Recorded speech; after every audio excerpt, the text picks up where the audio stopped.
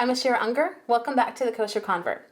Today we're making 3 different versions of parve pesto. Pesto sort of goes back to the ancient Romans. They had this paste that was kind of made of garlic and herbs and cheese, but in modern times it really originated in Genoa, which is where they added nuts and olive oil. Now I know a lot of people think that you have to have Parmesan to make a really great pesto, but I think if you add just a little extra garlic and salt, you can make a great version that's parve. I also like to play with different nuts and herbs to get some different varieties, and so today we're going to make a traditional basil pesto, a rosemary pesto, and a Mint-Sumac pesto. Here are the ingredients for our 3 different versions of pesto. Now, the basic formula for pesto is herbs, nuts, olive oil, garlic, and salt. There's no work at the stove. It's really simple, and all of the work is actually done in the food processor. The hardest thing about making pesto is checking for bugs. The herbs can be a little tricky to check, so if you're not sure exactly how to check, talk to your rabbi. For the traditional basil pesto, we're starting with a 4-ounce package of fresh basil. Now that's 4 ounces before we cut off the stems, so if you're weighing it, it's going to be a little bit less. It works out to be about 4 cups.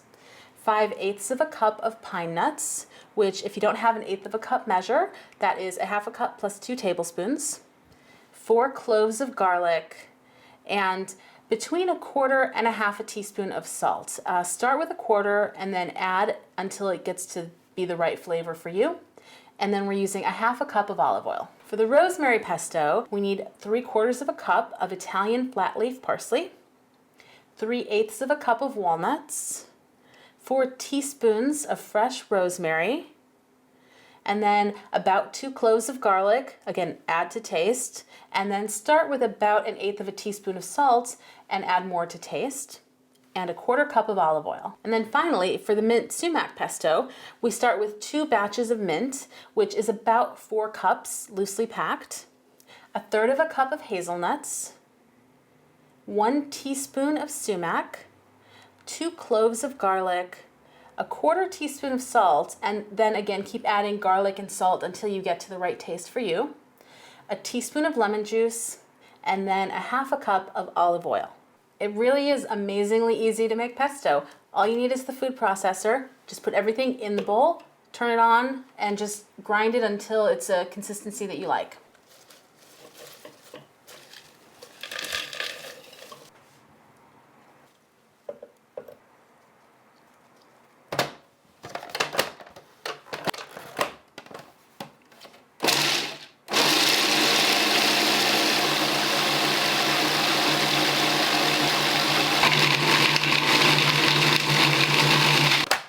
And if you get some of the ingredients up on the sides, just stop it, take a rubber scraper or a spoon, and just push down, and then blend some more.